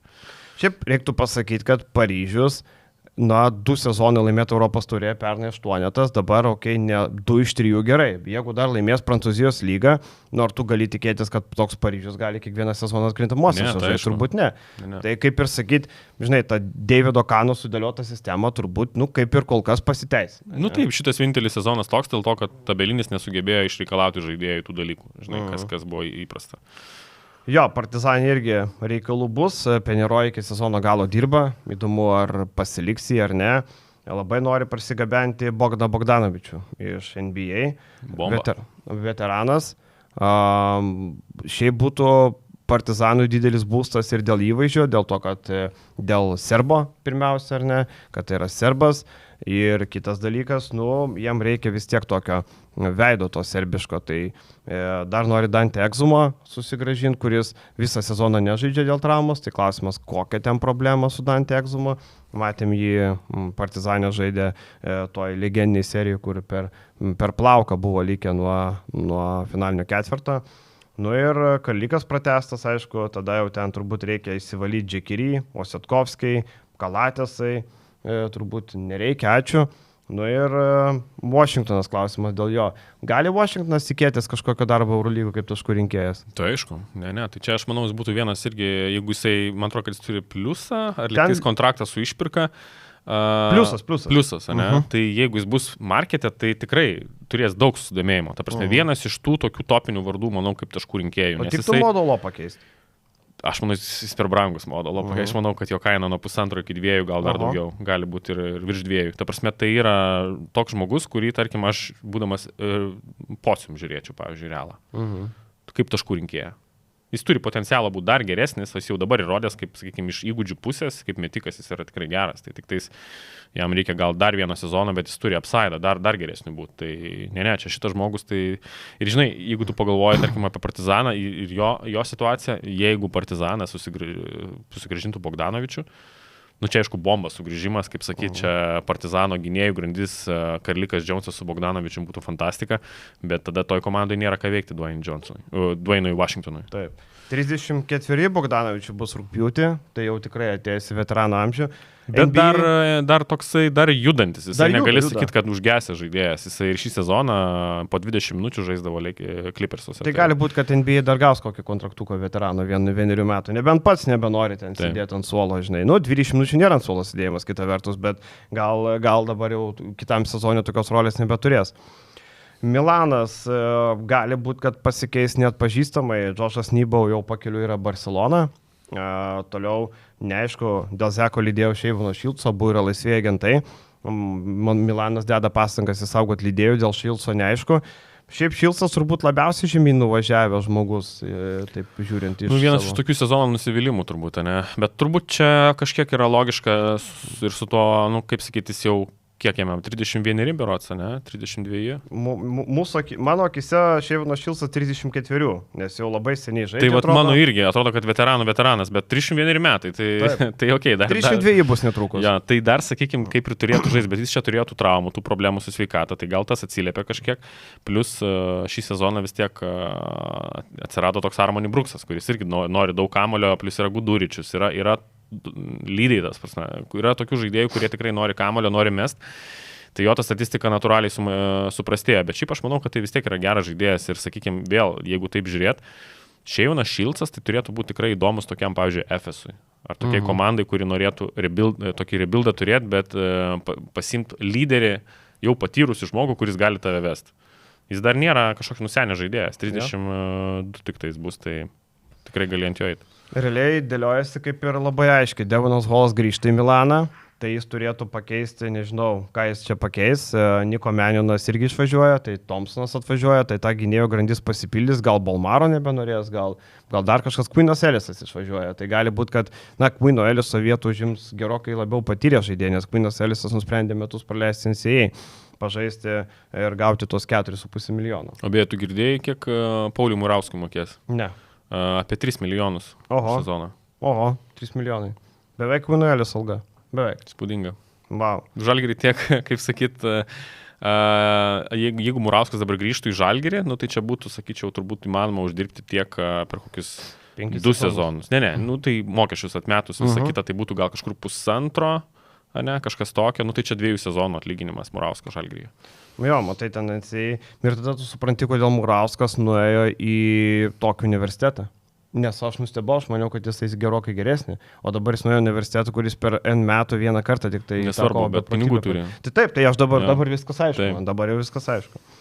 Jo, ir dėl to paties Milano, Zekas Lydėjas turėtų būti labai paklausi prekė. Toks 4 numeris Eurolygo, kuris šį sezoną ir tritaškių labai daug metė ir gerai pataikė, pridėjo ne tik tą post-upą, ką turėjo, tą vidutinį savo tokį įdomų, bet ir tą tritaškį.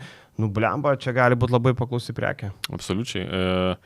Šiaip jeigu pinigų turėtų, tai sakyčiau Feneriui, jeigu turėtų būti įdomus žaidėjas. Jeigu jie turėtų atliekamų pinigų, nors žinom, tas biudžetas ten toks problematiškas, bet Šarui, manau, tikrai idealus žaidėjas. Bet jie kvietė Heisą Deivisą, tai jie turi tų pinigėlių. Aha. Tai aš manau, čia gali būti variantas. Tikrai gali būti variantas. Na ja, čia geras, iš tikrųjų, nes jiem tą 4 poziciją turbūt reikia stiprinti, tu kaip bežiūrėsi.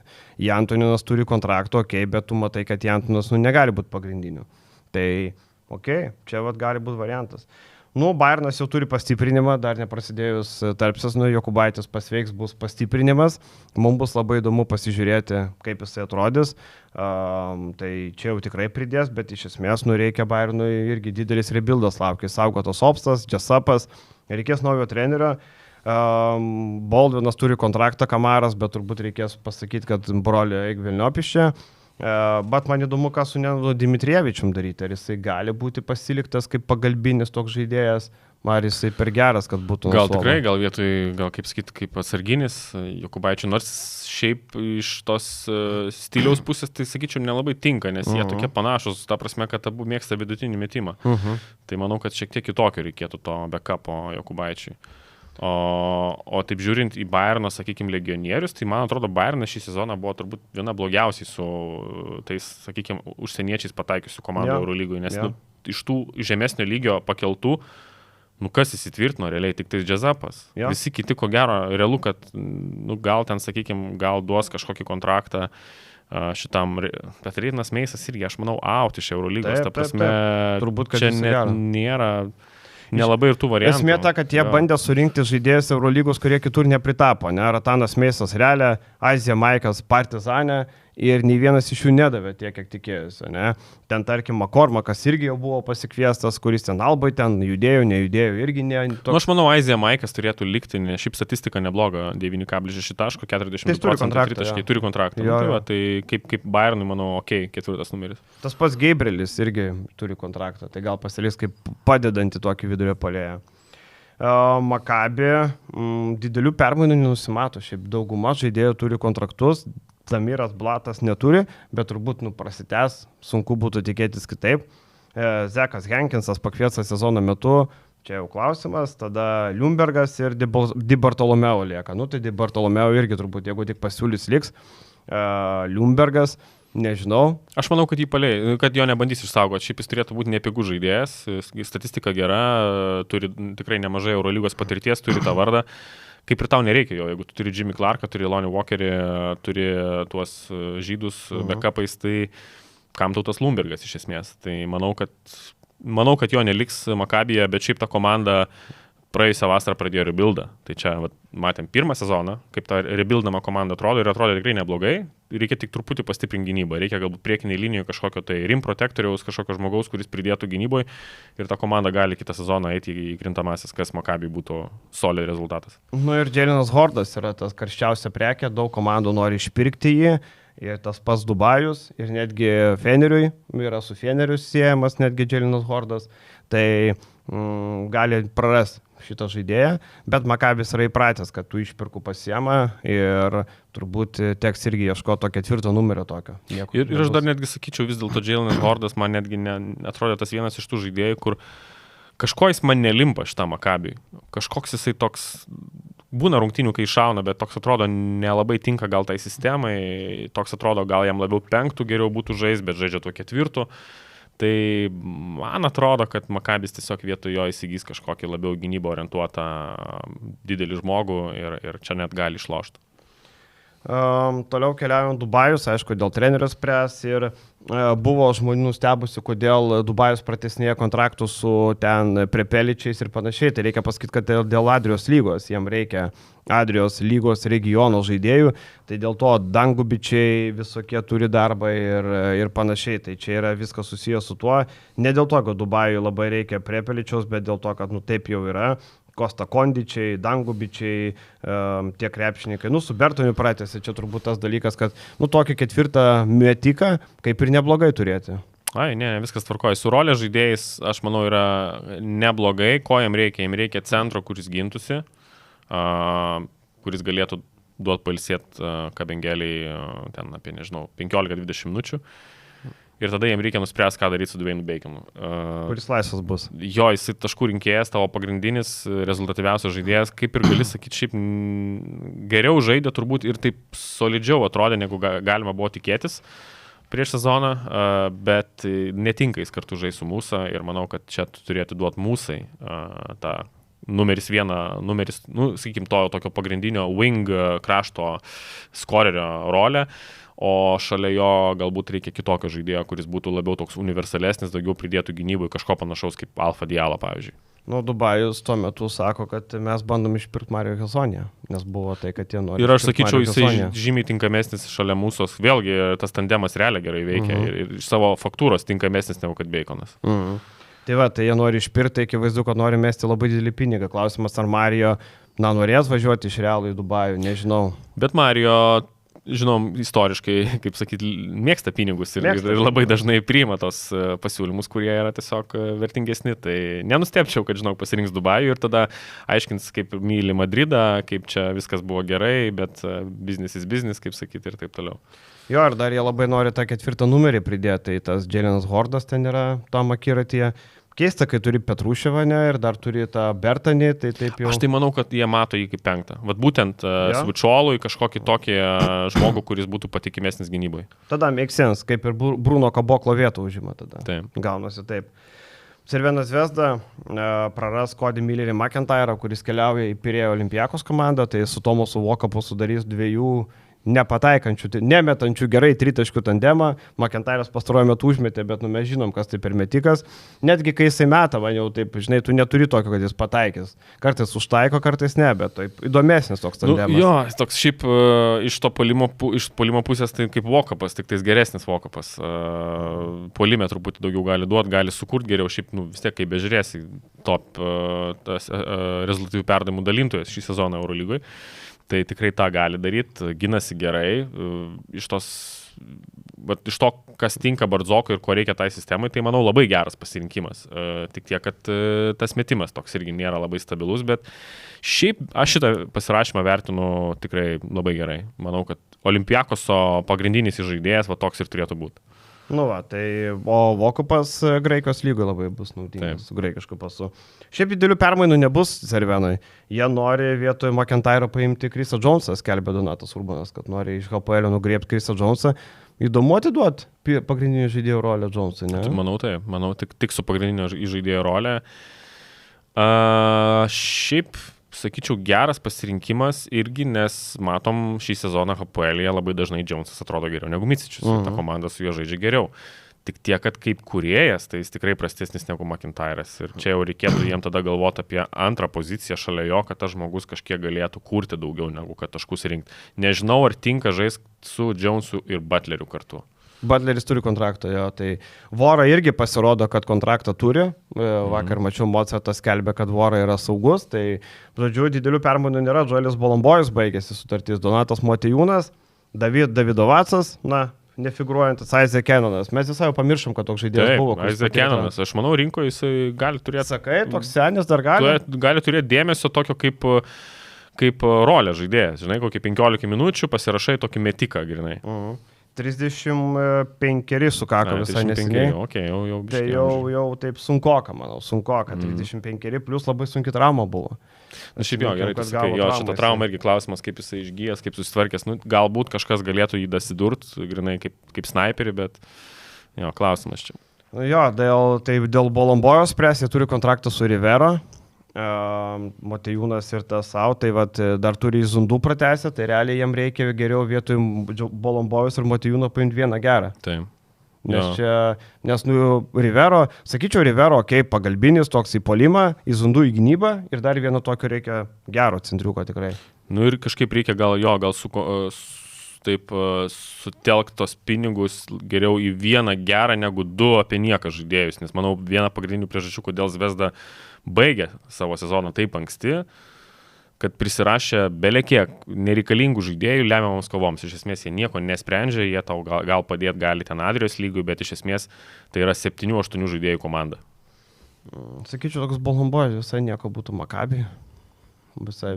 Jo, tiktų. Iš profilio. Sakyčiau, nieko. Motejūno karjera Eurolygoje baigta? Manau, kad taip. Aš irgi taip manau. Manau, kad viskas viso gero Donatui. Neįsivaizduoju. Nebent koks, žinai, pavyzdžiui, Anadolu turi Papajanį, kaip tokį centrą buvo paėmę, jis gavo sunkią traumą. Nebent kažkuri komanda galėtų kaip kažkokiu trečių centrų turėti, kuris, į polimo orientuotas, neva. Nebent. Bet sunkiai, turbūt, sunkiai. Čia tada jau turi toks būt momentas, kur irgi treneriui turi labai patikti, jisai ten gal agentas turi pažinčių, dar kažkas, taip paprastai nemanau, kad ten skubėtų jį rašytis, juolab, kad nebus jis pigus žaidėjas. Aš manau, kad jis turi tą dar vis tiek markę, ten, kad Kinijoje gerai žaidė visą kitą, jis ten nevažiuos už kelius šimtus tūkstančių žaisti į ten kokį Stambulą ar kur bebūtų. 500,000 tikrai norės gauti. Manau, mažiausiai. O į Žalgirį uždaryta tema, turbūt jau čia jau viskas. Nesuprasčiau. Jeigu jau trečių centrų, tai jau tada geriau Birutė pasilikti negu tam Motejūnai. Nėra čia kalbų didelių. Ir ta pati Barcelona, kuri irgi turės daug permainų, visi 3 centrai palieka komandą. Man įdomiausia, kažkas Janą Veselį paims. Bet man atrodo, tu toks talismanas Eurolygos, ne? Šiaip rimtai, labai įdomu iš tikrųjų, kur nutups Janas Veselį, nes kad jis žais gali, tai tikrai gali. Tik tais tokioj roliai tam tikroji, žinai, jis negali būti pagrindinis žmogus. Ne, kaip dabar Barcelonai, realiai irgi matom ir tose rungtynėse, ir čia dabar su Monaku, jis tavo pagrindinis centras, nes Hernagomėsas dar prasčiau atrodo. Falas iš vis nežaidžia. Ką Vili darys, o čia blogiausia? Eurolygoje vargu. Žinai, galvoju, Vili, čia įdomus variantas. Gali būti, kad nutups kokią Tenerife. Tai tai kažkokio tokio, žinai, senelio prieglaudą kažkokią gal paim, žinai. Jusufo Falas irgi gali būti kažkur trečių centrų. Bet manau, kad paims. Realiau, kad Falą paims kažkas trečių centrų negu Motejūną. Turbūt, kad taip. Ir vėl Satoranskis dar viena pavardė, kur ar Eurolygų turės darbą, neturės, ar čia įmanoma kažką rasti jam. Kaip tie žaidėjai, kaip jų vertė nukrito, kaip jų mūsų akise turbūt nukrito, ir ne tik mūsų, mano Eurolygos žiemą irgi pamato Satoranskio pavardę mėlį, iškart ištrina šitą laišką. Nes nubliamba, kas sveiko proto ims Satoranskį? Pavyzdžiui, aš būdamas, aš net nematau, kokiai roliai tu jį galėtum paimti. Tokio nebent, žinai, organizatoriaus, jeigu tu turi ten labai daug taškų rinkėjų, toks Leo Westermanas tipo. Ale. Bet irgi. Gal kažkam ir patiktų tokio rolį jį turėti, bet aš ko gero neimčiau irgi. Aš manau, kad aš tiesiog nematau, ką tu su juo labai gauni. Jeigu jis bent jau tą tritaškį pataikytų stabiliau, tai tada okei, bet dabar jisai realiai tau puolime nieko neduoda iš esmės. Gynyboje, pusę velnio gali apsiginti, bet dar metai, dar bus lėtesnis prieš tos tokius staigius gynėjus, jam jau dabar nėra lengva. Tai nežinau, aš manau, kad ko gero išliks to Eurolygai, kažkas jį paims, bet aš taip žinau, trinu rūtulį ir matau, kad suvirtų su Maikė. Pajola, klausyk, išvažiuoja. Pajola išvažiuoja, sako, reikia paimti kokį muštuką. Rimam Satoranskį. O klausyk, gal Peneroja Partizaną, pavyzdžiui, norėtų vietoj Niko Kalačio. Gal čia irgi variantas? Kažkas tokio gali. Su juoda Maikė. Rokiruotė, Kalatis į Satoranskį. Juoda Maikė, žodžiu, aš matau juodą Maikė taip kažkur horizonte, nes kitaip, nekaip. Ten nežinau, Lapro, manau, kad jo karjera Eurolygoje baigta, jau veteranas turbūt Ispanijoje gali vidutiniokų komandoje, kur po vieną mačą per savaitę. Drąsiai galėtų ir stipriojo komandoje. Toliau tie rolės žaidėjai, Milesai Norrisai, Milesai Keilai, nu turbūt ačiū ir viso gero, nu aš nežinau, ar čia kažką gali duoti. Milesas Norrisas gal dar kažkur kažką, bet irgi abejojo, o Keilas matyti jisai, žinai, nu, šiaip iš esmės imtas kaip gynybinis žaidėjas, bet nu, neįrodė, kad jisai yra gynybinis žaidėjas. Puolimiais tau nieko negali duoti. Jo, tai tiek turbūt apie tas iškritusios komandas pakalbėjom, daugiau nieks nebeiškrito. Kai iškris kitos, pakalbėsime apie kitas ir tu gal Eurolygos naujienų daugiau įbirės, va, TJ Shortsas tapo įkrintamųjų MVP, vieną mačą sužaidė ir tampė įkrintamųjų MVP. Įspūdingas mačas. Ir čia dar grįžtant apie tas rungtynės, tai Atamano vėl tas pojūtis. Pirmas keitimas, pirmam kėlinį. Ne Kostas Luko pakėlė, o ką pakėlė? TJ Shortsą. Taip. Čia vat yra, sakau, mes kalbam apie Atamaną, galim kalbėti, ką nori, bet tai yra geriausia žaidimo pojūtį turintis treneris Eurolygoje. Jo, ir tai matos labai ankstyvas buvo, kas irgi netikėta, pamatė, kad ten 6-0 pradėjo, sako, viskas, ateikit, čia turim daryti pakeitimus. Ir... Čia yra talentas. Taip, čia yra talentas, čia žmogus turi galvą ant pečių, kaip sakant. Viskas, tiek šiai savaitėj, ačiū visiems uždėmesi ir šeštadienį aptarsim jau serijose, kur bus 2-0, o kur bus 1-1. Kažkas kitaip nebus, arba 2-0, arba 1-1. Ačiū jums, iki. Iki.